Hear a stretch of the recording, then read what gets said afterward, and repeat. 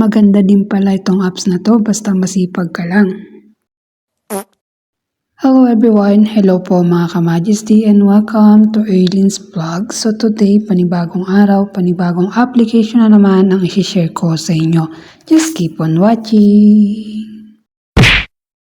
Usapang application. So ito po ang isi-share ko for today, si Yaya app.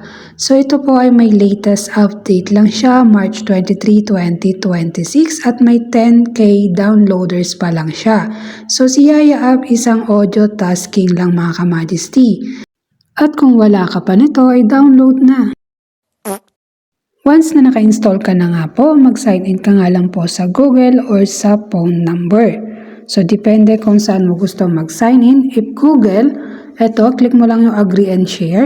And then, magsasign ka lang dyan ng form. Ang username mo, male or female or secret or depende, birthday, region. So, ito yung importante.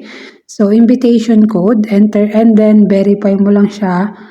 And then, click mo yung enter. So, ganito lang mga ka-Majesty. So, palitan muna natin ng PH yung location. And then, lagay lang natin yung pangalan natin dyan. Then, mamimili tayo kung male ka or female or pwede naman siyang secret. And then, sa birthday, palitan natin. Masyado namang matanda kapag 1980. Tapos, dito sa enter code, copy-paste lang tayo and click mo lang yung verify para bind successfully. And then, click mo lang siya yung enter sa baba. So kapag nag-enter ka na, nag-bind ka na ng successfully, ay may marireceive kang ganito, mga frame, mga ganyan. So welcome to Yaya, new user, enjoy exclusive. Next step mga ka-Majesty ay magjo-join naman po tayo sa agency. So click lang po natin yung agency at kahit saan pwede kayong mag-join kung saan nyo gusto. Ayan, pero may sarili po tayong agency at may 21 member na rin po tayo dito kay Yaya app. So click nyo lang po yung join mga ka-Majesty at pwede naman po kayo mag-create ng sariling agency.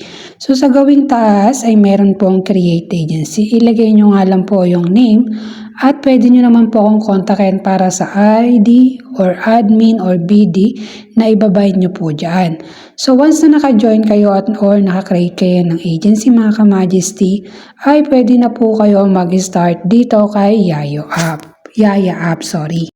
Once na na-approve na nga po ang request mo sa pag-join sa agency, ay pwede ka na nga po maupo sa sarili mong panel. So 60 minutes lang po yung kailangan mong gawin. Pero kapag win-workout mo si Yaya apps ay magkakaroon ka ng mabilisang pag-cash out. So sa loob ng isang linggo ay kailangan mo makakuha ng 300k is equivalent for $3. So ito po yung mga tasking dito. Pwede ka po mag-top up, pwede ka rin hindi mag-top up mga ka-Majesty. So kung gusto mo naman mag-top up ay may mga nakukuha naman dyan na earnings. Pero kung gusto mo po ng diskarte ay pwede ka po makisalo-salo sa mga lumalabas na pop-up. Ayan, kung nakikita mo mga ka-Majesty, ito po ako paikot-ikot para makakuha ng malaking diamond. Sisipagan po lang natin mag-ikot-ikot ay para nga po makaklaim tayo o makakuha tayo ng mga libreng hagis nila.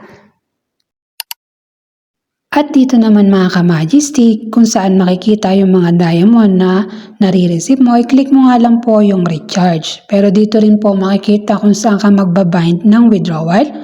And then kapag click mo yung recharge, click mo yung diamond sa taas.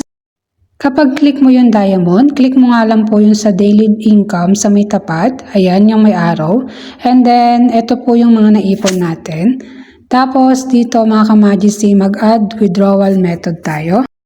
Dito naman mga ka-Majesty ay pwede ka naman mag-withdraw through Maya, GCash, ePay, Binance, or depende sa gusto mo.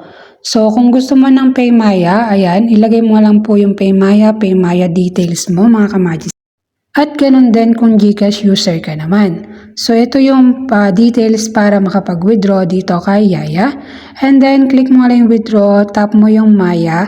And then tap mo dyan yung withdrawal method. Then coin seller. So coin seller or official depende sa gusto mo. Then click mo yung amount. Then withdraw. At dito mga ka-Majesty, weekly po yung pag-withdraw. So every Saturday pwede ka mag-settle and then Monday po yung release nila ng cash out.